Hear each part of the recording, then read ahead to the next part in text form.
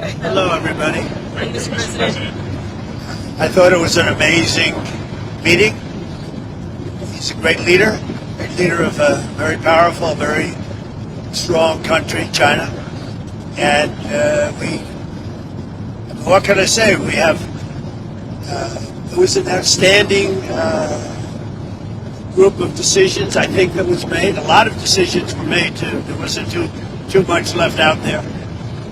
And we've come to conclusion on many very important points, and we'll be handing that to you in a little while. We're having, because there was a lot of different things, many of them very important. We're in agreement on so many elements, large amounts, tremendous amounts of the soybeans and other farm products are going to be purchased immediately, starting immediately. If you notice, President Xi authorized yesterday for China to start, did you know that, right? China to start buying in very large quantities of soybeans and other things, which I appreciated. That was a very nice gesture. And many other things like that. On fentanyl, we agreed that he was going to work very hard to stop the flow. It's a very complex subject because it's used for lots of different reasons, including anesthetics and things. But he's going to work very hard on it, precursors, and I think you're going to see some real action taken. I've agreed, as you know, I put a 20% tariff on China because of the fentanyl coming in, which is it's a big tariff. And based on his statements today, I reduced it by 10%, so it's 10% instead of 20% effective immediately. I believe he's going to work very hard to stop the death that's coming in. But again, it's complex because of what fentanyl is, what the precursors do. So I think you're going to see a big difference. We've had discussions on many of the elements that you're talking about all the time. You're asking me questions, and most of those things were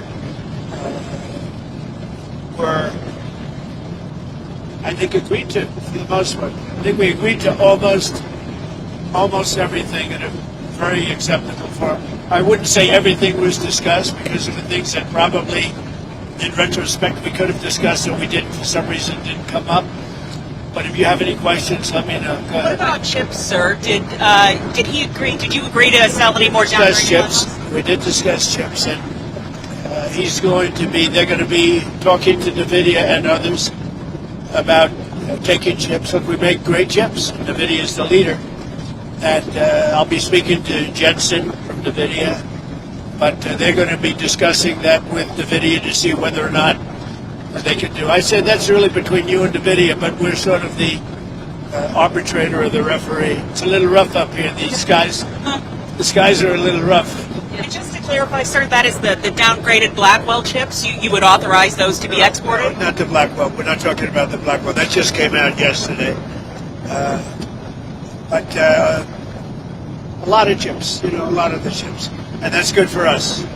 How soon do you think you'd be able to sign an actual... Please, come on. You know what you do? Yeah, come on. Let me stand right over here. Yeah, hey, everybody, thanks. Just make a point on the chips. The president was saying there's so many chips we already sent to China, a lot of advanced chips, etc.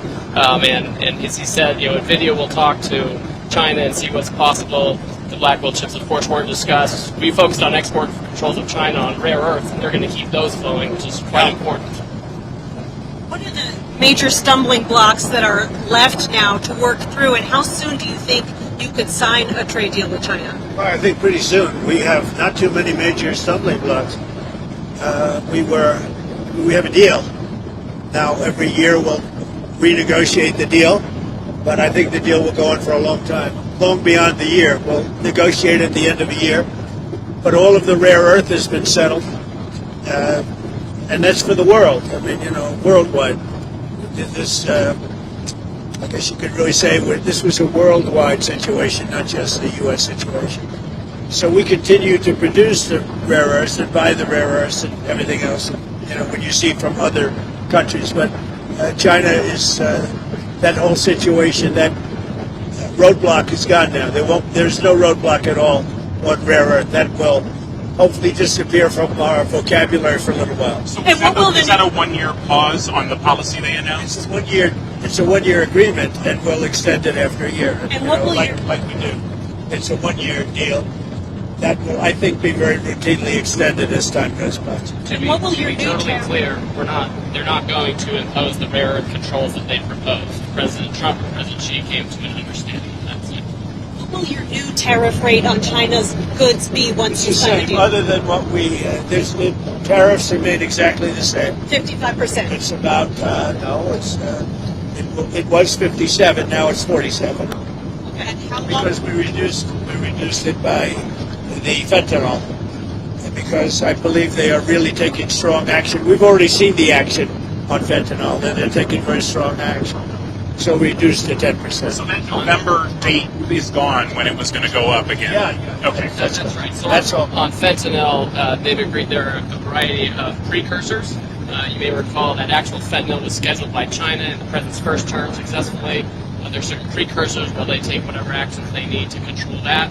If they can control rare earths, we know they can control the precursors. And President Xi, I think, was very strong in saying he was going to enforce those laws internally. And of course, we'll watch that.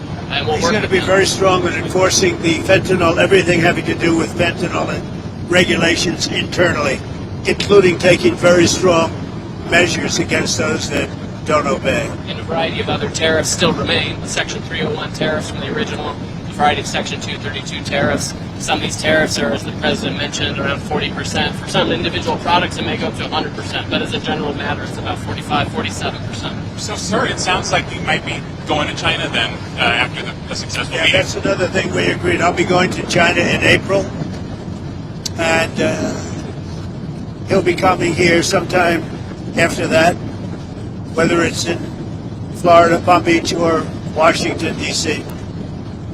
Did you read anything on the shipping fees, the 301 shipping investigation? Well, that's been So we're going to postpone that while we negotiate with them about that issue. We're trying to rebuild shipbuilding. The Koreans just agreed to invest $150 billion in shipbuilding, so we think we have a good path forward. but that's no longer an issue. The war in Ukraine or Taiwan come up. We discussed that, and we discussed basically these are rough winds in Asia. I must tell you, this is a rough flight. We could have waited an hour, maybe. It's a little tough. These are tough conditions for interviews. You know, they're going to be watching Trump. They're going to say, he didn't look too good. He's got the shakes. I don't have the shakes, but people are going to think I do. Pretty solid. So Ukraine, it came up. Yeah, it did come up. Ukraine came up very strongly. We talked about it for a long time, and we're both going to work together to see if we can get something done. We agree that the sides are, locked in and fighting, and sometimes you have to let them fight, I guess. Crazy. But he's going to help us, and we're going to work together on Ukraine. There's not a lot more we can do. He's been buying oil from Russia for a long time. It takes care of a big part of China. And, I can say India's been very good on that front. But we didn't really discuss the oil. We discussed working together to see if we could get that war finished. It doesn't affect China. It doesn't affect us. And I'd like to see it done on the basis. I don't like to see 6, 7, 8,000 young people, mostly young people, for the most part soldiers, be killed. It's not costing us anything. In fact, we make money, and I don't even want to talk about making money. I don't care about making money in that case. But, we send weapons to NATO. They buy full price. They buy the weapons. They give them to whoever, but I think they give them probably to Ukraine for the most part. And we discussed it. We discussed all that. We're going to work together to try and get the war with Russia and Ukraine solved. What about the Taiwan issue, sir? It never came up. Taiwan never came up. Let's not discuss, actually. What else didn't come up that you thought might come up? You had mentioned you didn't get to everything. We had a long meeting, as you know, but a lot of things we discussed in great detail. A lot of things we brought to finalization. A lot of finalization. I thought it was a great meeting. I think it was a very friendly meeting. It was a good meeting for two very large, powerful countries. And that's the way we should get along with large, powerful Why did you write your Truth Social about nuclear testing? What about resuming nuclear testing? What prompted you to do that right before the meeting? Them. It had to do with others. They seem to all be nuclear testing. Russia? We have more nuclear weapons than anybody. We don't do testing. We've halted it many years ago. But with others doing testing, I think it's appropriate that we do also. Any details around that testing, sir? Like where, when? It'll be announced. We have test sites. It'll be announced. Did Israel give you a heads up before they bombed Gaza? And is it still a ceasefire if they're stopping? Yeah, it is. No, they had a sniper and one of their soldiers were killed and they did retribution. So we'll see. But, it is a ceasefire. It's back to ceasefire. But is that What's the thinking behind reducing troops in Romania, the drawdown of U.S. troops in Romania? You'd have to ask. I mean, I could tell you about it, but it's not very significant. It's not a big deal. On nuclear weapons, sir, which countries do you have in mind when you say you want to send a signal? What a rough ride this is. The interviews are tough enough without your life being threatened. You guys okay? Yes, sir. Thank you. That camera guy's very steady. We're going to look real bad today on television, I'll tell you. I think that, it's, pretty much, I think we've discussed mostly what we said, pretty comprehensive. We're going to issue a statement on some of the details. But overall, I guess on the scale of from 0 to 10, with 10 being the best, I would say the meeting was a 12. Okay, I think it was a 12. I think very importantly, just the whole relationship is very, very important. I think it was really good. But especially coming on the heels of the successful trip. We're in Malaysia. You signed a peace deal for Cambodia and Thailand. Critical mineral deals with all our allies. So many successful meetings. Right. And so many meetings great for our country with literally hundreds of billions, trillions of dollars have come into our country over the last 4 days, represented by this meeting. But trillions of dollars, where Toyota is going to build plants, $10 billion worth of plants. And, I could go over so many different companies coming in. They're pouring money into the United States. So beyond even this meeting, this was an unbelievable trip. And I hope you're glad you were a part of it. It was big. Every country, Japan, I mean, you look at South Korea, Japan, and so many other countries that we met there. They're investing tremendous amounts of money in the United States, like money that we've never seen before. So are we investments from China in the U.S., additional investments, anything like that? They have investments and they will invest. And China, I think they feel very strongly. They congratulated me on the tremendous success that we've had, because there's never been a country that has had so much money come into it for purposes of investment, for building, for auto plants, for AI, etc. So he was very strong on congratulating me for that. But he didn't commit to any additional investment or outflow. We didn't really discuss it, but he would. Did you ever get through to Kim Jong-un about setting up a meeting? Does he have a phone? We never were able to talk because I was so busy.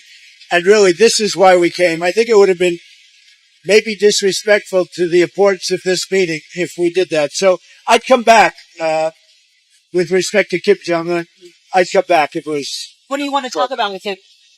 I had a great relationship with Kim Jong-un. I think if I didn't get elected, you would have had, if Hillary Clinton came in at the time, who he doesn't like too many people other than me, if you want to know the truth. I think you would have had a big war. Could have been a very bad war, too. Sort of with the nuclear announcement, just one more on the nuclear announcement. Do you worry that we're entering a more risky environment when it comes to nuclear issues? No, I don't think so. I think we have it pretty well locked up. But we have more than anybody.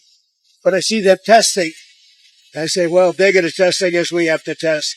I'd like to see a denuclearization because we have so many, and Russia has some. Russia's second and China's third, and China will catch up within 4 or 5 years. I think de-escalation would be, they would call it denuclearization, would be a tremendous thing. And it's something we are actually talking to Russia about that, and China would be added to that if we do something. Thank you all. It was a great success. It was a great honor.